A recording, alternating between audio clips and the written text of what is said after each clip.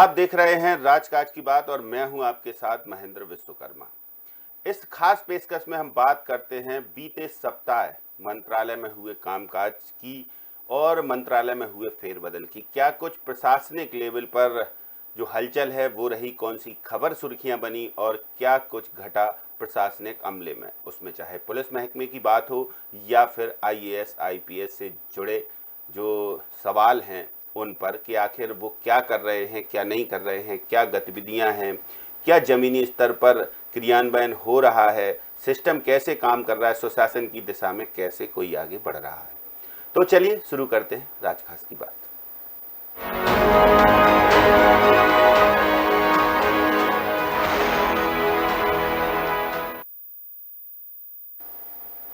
हमेशा की तरह दो खास मेहमान हमारे साथ, रंजन श्रीवास्तव जी वरिष्ठ पत्रकार, रवि अवस्थी जी हमारे पॉलिटिकल एडिटर हमारे साथ मौजूद हैं।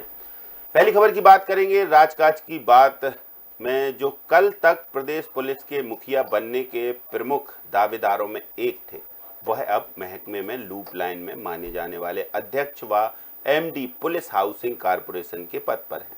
जी हाँ, यहाँ बात हो रही है साल 1989 बैच के आईपीएस व ईओडब्ल्यू महानिदेशक रहे अजय शर्मा की। शर्मा को अब इस पद से हटाकर पुलिस आवास प्रबंधन व निर्माण का दायित्व सौंपा गया है।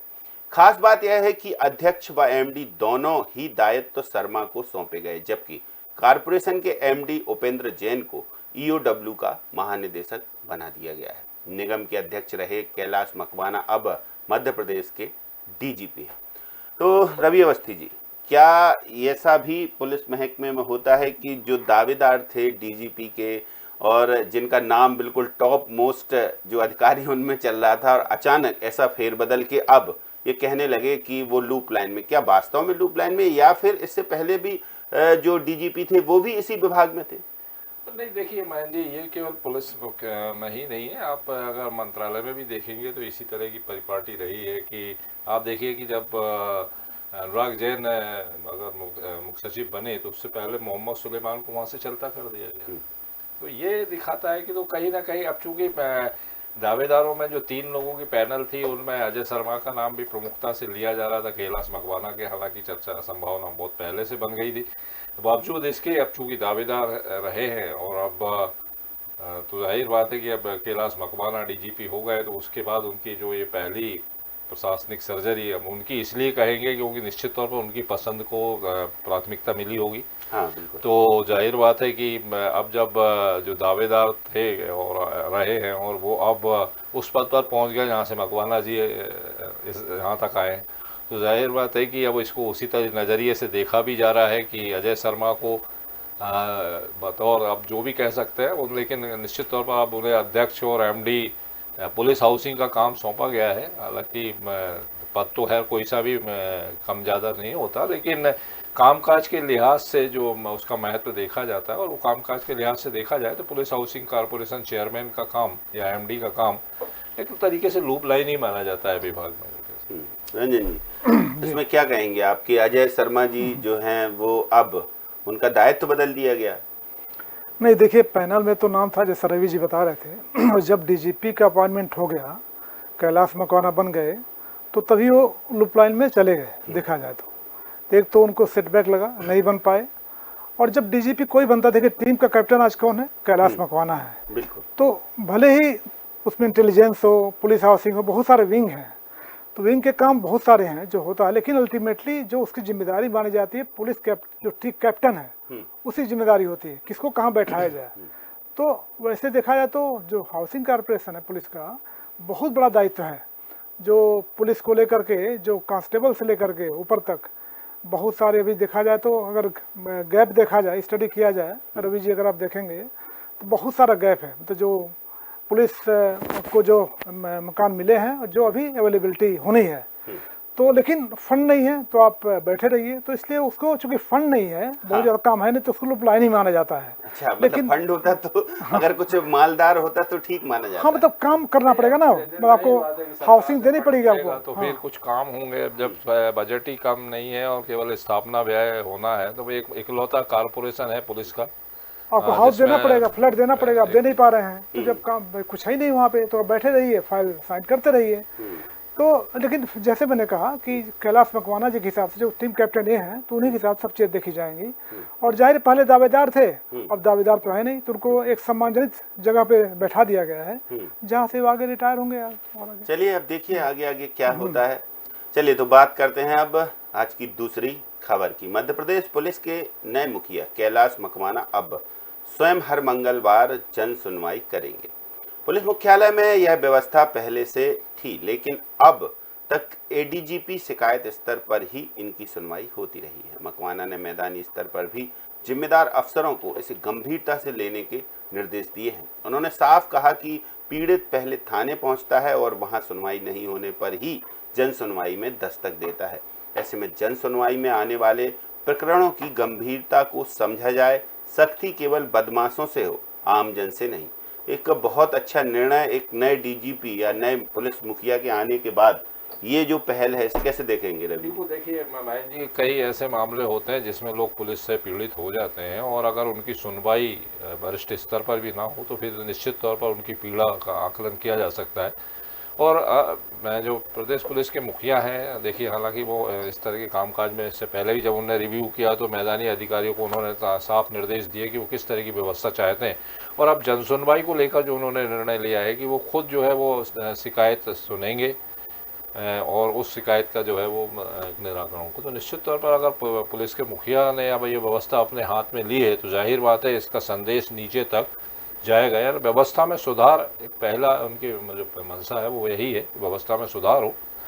बाकी अब किस तरह की शिकायतें आती हैं और उसका क्या फिर रिजल्ट होते हैं वो तो खैर आगे आने वाले चलेगा, लेकिन निश्चित तौर पर इससे उन पीड़ितों को एक बड़ी राहत मिलेगी कि प्रदेश पुलिस के मुखिया से कम उनकी भेंट होगी, मुलाकात होगी, वहाँ तक अपनी बात पहुँचा पाएंगे और उसका निराकरण की भी काफ़ी संभावना तो जो सुशासन का सही मंतव्य है उसकी दिशा में एक कदम इसको आगे माना जाए रंजन जी, कि अगर पुलिस के मुखिया ये कह रहे हों कि भाई सीधे यदि जन शिकायत करने कोई जन सुनवाई में आता है और वरिष्ठ लेवल पर आता है तो निश्चित तौर से निचले लेवल पर पीड़ित होता है, उसकी सुनवाई नहीं होती है, इस वजह से आता है, तो अधिकारियों का ट्रस्ट बढ़ेगा जनता में और उसके बाद पुलिस के अधिकारियों के प्रति एक सकारात्मक रुख होगा कि भाई यदि हमारे नीचे सुनवाई नहीं होती है तो ऊपर तो होती है।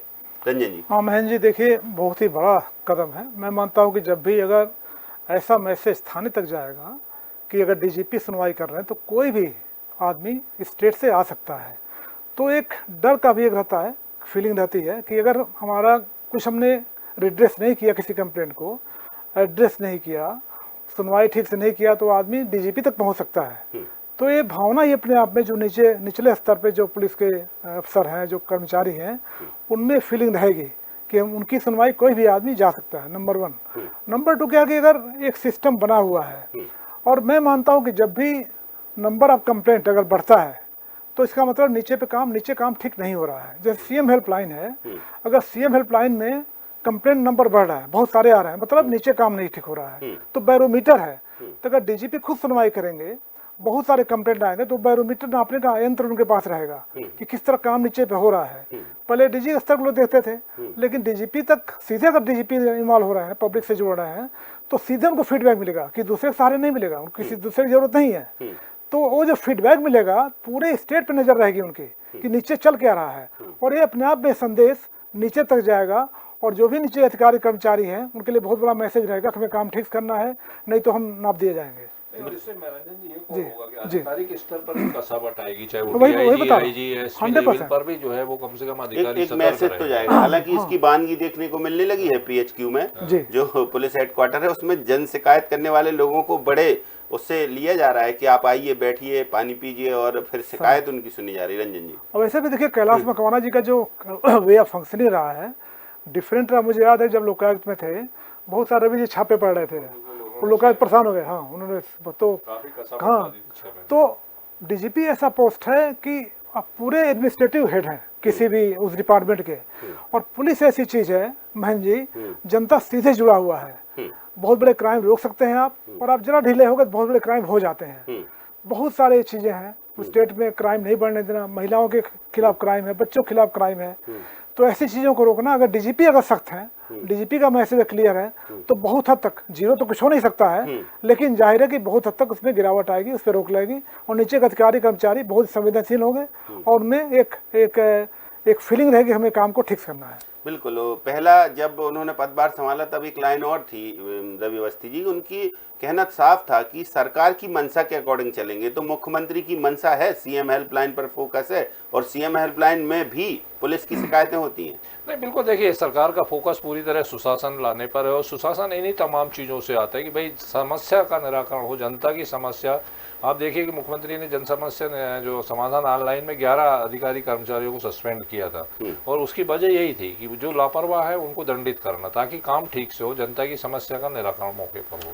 चल, तो बात अगली खबर की। मध्य प्रदेश विधानसभा सचिवालय अब नई भर्ती के लिए नए नियम बनाने की तैयारी में है, लेकिन अधिकारी स्तर पर पैदा वैक्यूम को लेकर कोई अभी हाल फिलहाल विचार नहीं है। आलम यह है कि 2 साल पहले सेवानिवृत्त हुए मौजूदा प्रमुख सचिव एपी सिंह का कार्यकाल ही 2 बार बढ़ाया जा चुका है। वहीं सचिव पद पर भी लोकसभा सचिवालय से प्रतिनियुक्ति से लाए गए अधिकारी से काम चलाना पड़ रहा है। यह भी रिटायरमेंट की कगार पर हैं। सचिव पद पर प्रमोशन को लेकर नीचे हालात ठीक नहीं है। अतिरिक्त सचिव का एक पद भी प्रतिनियुक्ति से भरा गया, यानी पदोन्नति का पूरा सिस्टम ही विसंगत है। रवि जी, क्या कहेंगे इसमें? हाँ, बिल्कुल। देखिए महेंद्र जी, हालांकि विधानसभा में सचिवालय में जो कर्मचारियों की स्तर की जो भर्ती रही वो हमेशा विवादों में रही है, और आपको ध्यान होगा कि अभी जब पिछले अध्यक्ष ने जो भर्ती की थी उसे नए मौजूदा अध्यक्ष ने कैंसिल कर दिया। 45 पदों की भर्ती थी, अब वो नए सिरे से भर्ती होगी, नए सिरे से नियम बनेंगे। कहा जा रहा है कि भाई जो नियम है वो बहुत पुराने हैं, और अब वक्त के लिहाज से नए पद भी क्रिएट हुए हैं, नई ज़रूरतें क्रिएट हुई, तो उसके लिहाज से नए नियम। लेकिन आप ऊपर स्तर पर हालत देखिए, प्रमुख सचिव पद पर रहने वाला व्यक्ति 2 साल पहले रिटायर हो चुका है, 2 बार एक्सटेंशन मिल चुका है।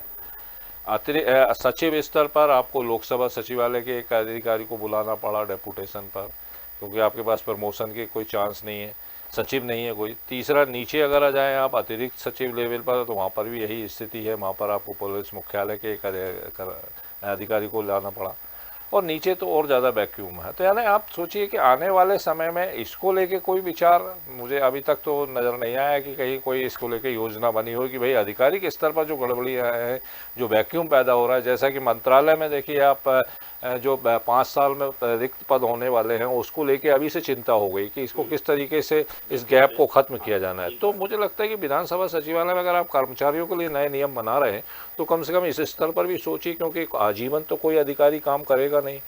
अब 2 साल हो गए, ठीक है, प्रमुख सचिव अच्छा काम, अच्छे व्यक्ति है एपी सिंह, उनका बहुत लंबा अनुभव रहा है, उसका लाभ विधानसभा सचिवालय ले रहा है, लेकिन अंततः कब तक?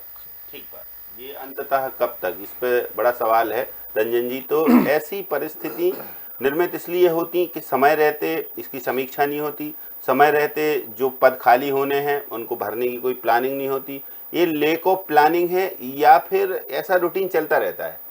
नहीं, देखिए सचिवालय तो हमेशा रहता है, लेकिन होता है प्रॉब्लम क्या है कि जब वहाँ पे नए विधानसभा अध्यक्ष आते हैं तो सबकी निगाह इनके ऊपर आती है कि उनका शैली क्या है, वो चाहते क्या है, इसमें डिले हो जाता है। पिछले कुछ विधानसभा अध्यक्ष दूसरे थे, उसके पहले कोई और थे, और जैसा रवि जी बता रहे हैं महेंद्र जी, मैं जानता हूँ कि जब भी कुछ वहाँ पे नीचे के लेवल पे मैं जानता हूँ बहुत सारी गड़बड़ियाँ होती हैं, पहले से, आज से नहीं, 10 साल से। हर विधानसभा अध्यक्ष या जो ऊपर के अधिकारी हैं वो चाहते हैं कि हमारे एरिया से हमारे के लोग आकर के वहाँ पे रख दिया जाए। उसमें कई बार जो नियम होते हैं उनको ताक पर रख दिया जाता है, और उसमें आपको याद भी होगा बहुत सारे सस्पेंड हुए उस चक्कर में, कुछ अभी भी नौकरी पे नहीं वापस आ पाए। मैं ऊपर के अधिकारी की बात कर रहा हूँ ऐसे। तो जो विधानसभा अध्यक्ष हैं उनको देखना पड़ेगा कि ठीक है पीछे जो गड़बड़ियाँ हो गई, लेकिन आइंदा जो समय आने वाला है, जैसे रवि जी बता रहे थे, आप भी जानते हैं 2 साल से प्रमुख सचिव नहीं है, तो एक दिन में तो रिटायर हुए नहीं होंगे, उनका पूरा रिकॉर्ड रहा होगा, पहले टाइम रहा होगा रिटायर होने का। तो अगर समय रहते वो रिटायरमेंट के पहले 1 साल पहले 1.5 साल पहले वो प्रक्रिया चालू हो जाती तो जाहिर है कि एक्सटेंशन की जरूरत नहीं पड़ती। और अगर पीएस अगर ठीक है तो नीचे भी व्यवस्था ठीक है, तो एडहॉक सिस्टम ऊपर रखेंगे तो नीचे भी एडहॉक सिस्टम चलेगा। तो अभी से आपको देखना पड़ेगा आने वाले समय में कौन पोस्ट खाली हो रही है, क्या करना है, बदलाव होने वाले हैं और क्या चेंजेस कर सकते हैं, इसकी समीक्षा समय समय पर होती रहनी चाहिए। चलिए बात करेंगे मऊगंज की। मऊगंज नई पीढ़ी जो गढ़ी है, प्राथमिक स्कूल के शिक्षक हीरालाल पटेल को अवकाश चाहिए था, तो उन्होंने साला के एक छात्र को मृत बताकर उसकी अंत्येष्टि में जाने के नाम पर अवकाश ले लिया। नर्मदापुरम के केसला में एक हेडमास्टर रामदास जनेरिया की दबंगई चर्चा का विषय बनी हुई है। दूसरी ओर श्योपुर जिले के मिडिल स्कूल के एक शिक्षक हैं परीक्षित भारती, जिन्होंने आदर्श परिवार एवं आधुनिक नालंदा नामक स्वयंसेवी संस्था बनाकर सभी वर्गों के बच्चों को पीएससी परीक्षा की तैयारी के लिए निःशुल्क कोचिंग दिलाने का प्रबंध किया है और सैकड़ों बच्चे इसका लाभ ले रहे हैं। तो मतलब ये बड़ी विरक्ति है, कहीं वैसा है कि कहीं कुछ और कहीं कुछ। आप देखिए कि वो जो मामला है मऊगंज का, उन साहब को छुट्टी चाहिए थी, तो उन्होंने एक बच्चे को मृत बता दिया और बता दिया कि शोक स्वरूप जो है स्कूल की छुट्टी कर दी गई है और मुझे अंत्येष्टि में जाना है, लिहाजा जो है उन्होंने छुट्टी ले ली। वो तो पोल ऐसे खुल गई कि दूसरे मास्टर साहब को लगा कि उन्हें थोड़ा विस्मय हुआ। उन्होंने जब उस बच्चे के पिता से बात करी तो वहाँ पर फिर मामला उजागर हो गया, उन्हें निलंबित करा गया। बहरहाल एक और जो केसला वाला मामला है, वहाँ पर तो वो जनेरिया जी जो है प्रधान अध्यापक हैं, लेकिन उससे पूरा गाँव भी परेशान है, स्टाफ भी परेशान है और विभाग भी परेशान है। यानी उन्हें सस्पेंड करने के बाद डीओ ऑफिस में उनको अटैच किया गया, लेकिन वो डीओ ऑफिस नहीं गए। और मतलब आप सोचिए कि इतनी दबंगई है। और दूसरी तरफ आप एक देखिए, ये शिवपुर के मिडिल स्कूल के शिक्षक हैं परीक्षित भारती, और सबसे बड़ी बात ये है महेंद्र जी कि देखिए वो अपने प्रचार प्रसार से दूर है। मैंने जब इस बारे में बातचीत की तो उन्होंने साफ कहा कि नहीं मेरा नाम नहीं आना चाहिए। लेकिन आप सोचिए कि उनके प्रयास से आज मध्य प्रदेश के 10 जिलों में इंक्लूड भोपाल में भी कल ये जो है कोचिंग व्यवस्था इसकी शुरू हुई है। बड़ी बात। तो एक सोचिए कि 100, 150, 200 बच्चे फ्री कोचिंग ले रहे हैं। जिला प्रशासन की वो केवल इतनी मदद लेते हैं कि वो कोई एक भवन या जो शैक्षणिक संस्थान का भवन मिल जाए जहाँ पर वो दे सके। और सबसे बड़ी बात है कि जो यहाँ पढ़ाने वाले हैं वो भी वॉलंटरी सेवाएं दे रहे हैं, जो इस मामले में अपना कुशलता रखते हैं या जिन्हें जानकारी है। तो चाहे वो अधिकारी के स्तर के लोग हों या आईएएस हों, आईपीएस या फिर जो सिलेक्टेड लोग हों, वो तमाम जो है वो सेवाएं दे रहे हैं। तो अभी तक 10 जिलों में ये व्यवस्था शुरू हो चुकी है और करीब 3 बताया जा रहा है कि 3 लोग जो है वो सेलेक्ट भी हो गए हैं आईएएस के लिए। मतलब एक बड़ा अचीवमेंट है। अच्छा, ये 3 तस्वीरें हैं रंजन जी। एक तस्वीर में शिक्षक गोलमाल कर रहे हैं, दूसरी तस्वीर में दबंगई का रूप जो है सामने आ रहा है, और तीसरी देखिए कि वो खुद शिक्षक हैं तो वो चाहते हैं कि हमारा समाज आगे बढ़े। वो स्टूडेंट जिनको जो है जो पीएससी वगैरह की अगर परीक्षा देनी है तो वो कैसे पढ़ें, उनको आगे बढ़ाने की दिशा में काम। और 10 जिलों में अभिनव प्रयास, मतलब ये एक जीवटता का उदाहरण है। तो कहीं कहीं ये छल और ये दबंगई देखने को मिल रही है। महेंद्र जी देखिए, जो मऊगंज का मामला है मतलब पहले तो सुनने में आता था बच्चे दादा को मार दिए, नानी को मार दिए। हाँ, ये तो सुनने आता था। कोई टीचर बच्चे को मार दे, कैसे अनोखा उदाहरण है, और इनको तो रिवार्ड देना चाहिए अनोखेपन के लिए, इनोवेशन के लिए। जो दबंगई का मामला है, मुझे लगता है कि दबंगई तभी पॉसिबल जब पॉलिटिकल इंटरफेरेंस हो, किसी के ऊपर किसी का बर्दाश्त है, या तो अधिकारी का या किसी नेता का।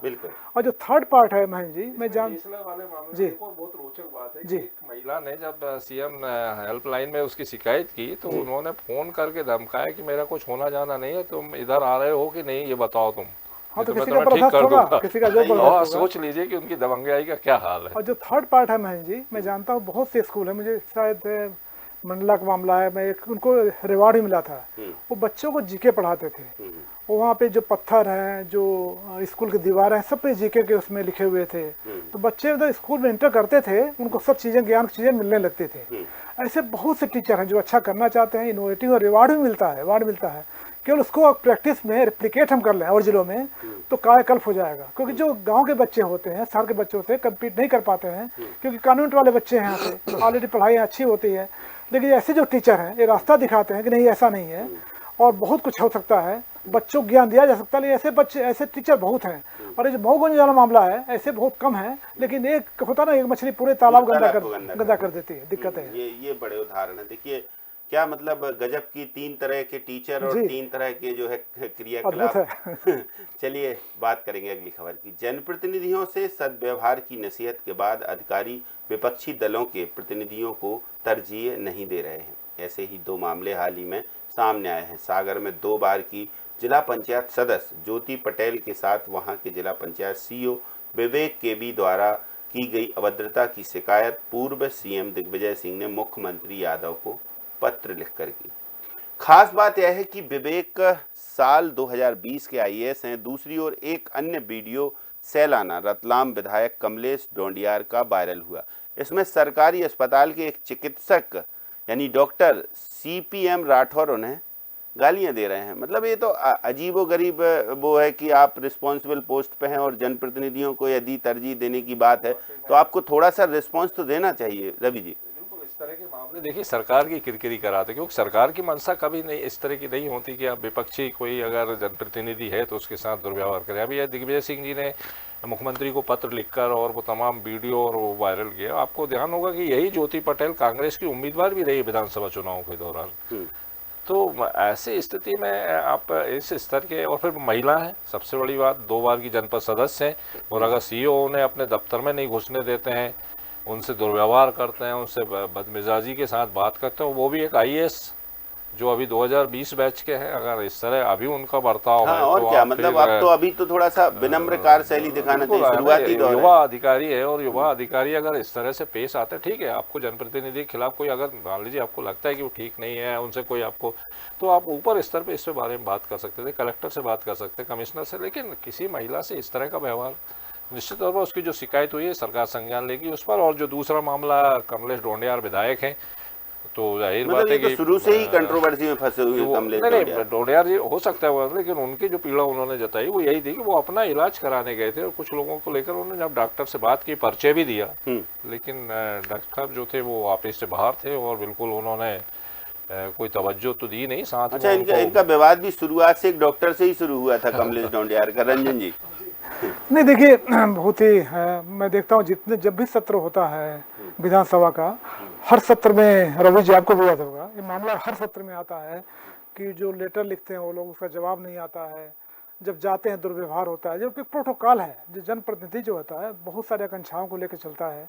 ऐसा नहीं कि हर जनप्रतिनिधि अच्छा ही होता है, कई बार ये लोग भी धौंस डालते हैं, लेकिन उनको जो डील करने का इश्यू है ये तो अधिकारियों को बताया जाता है कि सम्मान तो दे सकते हो आप, ठीक बात, बैठा सकते, पानी पूछ सकते हैं आप, हाँ ये तो जो बेसिक चीज है, हाँ कोई, हाँ, और कोई चीज अगर वो वे ऑफ है जो आपका जो लाइन है उससे अगर बाहर जा रहे हो, उससे कोई डिमांड कर रहे हो तो ठीक है, आप बंद मना कर दीजिए, पोलाइटली मना कर दीजिए, लेकिन दुर्व्यवहार तो नहीं कर सकते आप, क्योंकि ये तो आपकी जो सिविल आपका सर्विस कंडक्ट रूल है उसमें नहीं आता है कि दुर्व्यवहार करें आप, तो सम्मान तो दे सकते हैं आप। लेकिन कई बार देखा मैंने कि जो IAS बनते हैं, IPS बनते हैं, पता नहीं क्यों अपने आप को बहुत ही अहंकार हो जाता है, सेवक नहीं समझते हैं आपको, जबकि आप जनता के सेवक हैं आप।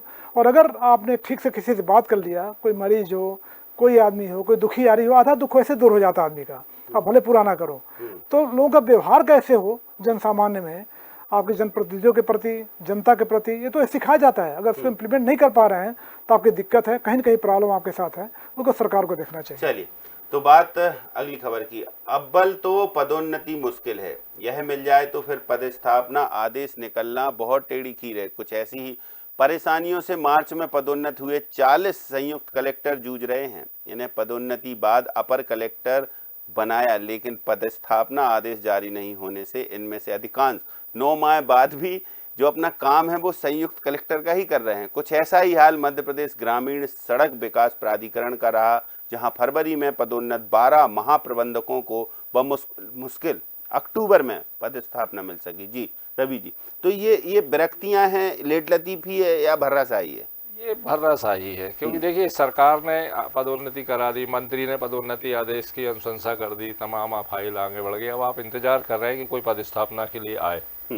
आए का मतलब आप समझ सकते हैं कि क्या विभागीय स्तर पर जो आने का इंतजार किया जाता है कि भाई ठीक है हमारी पोस्टिंग ऑर्डर निकाल दीजिए, तो वो सब चीज़ें हैं। मुझे लगता है कि जो विभाग प्रमुख हैं उन्हें इस दिशा में काफ़ी गंभीरता से विचार करना चाहिए कि जो प्रक्रियाधीन चीज़ें हैं उनका समय पर हो जाए, वरना फिर होता यही है कि देखिए अब 40 संयुक्त कलेक्टर अपर कलेक्टर बन गए, लेकिन वो आज भी काम संयुक्त कलेक्टर का ही कर रहे हैं, तो उनके मन में भी कहीं ना कहीं उठा होती है, एक निराशा का भाव पैदा होता है। इस तरह की स्थितियां ये इन्फीरियरिटी कॉम्प्लेक्स आता है ऐसे में अधिकारियों में, रंजन जी? नहीं, बिल्कुल फ्रस्ट्रेशन होता है। देखिए आप एक नई पोस्ट पा रहे हैं, उसका अनुभव दूसरा होता है, वो जो पोस्ट है जाहिर उस पर कुछ रिक्वायरमेंट है, आपकी रिस्पॉन्सिबिलिटीज हैं, वो एक तो नहीं पूरा कर पा रहे हैं आप चाहते हुए भी, क्योंकि सिस्टम में आपको नया पोस्टिंग नहीं मिल रही है, और पुराने पे है तो जो पीछे वाले वो भी नहीं आगे आ पा रहे हैं। ठीक है, तो पूरा चेन है। तो मुझे लगता है कि जो नए CS काफ़ी समझदार हैं, काफ़ी अनुभवी हैं, तो ये जो सिस्टम में जो लूपहोल्स हैं, जो फ्लॉ सिस्टम बोलते हैं हम लोग कई बार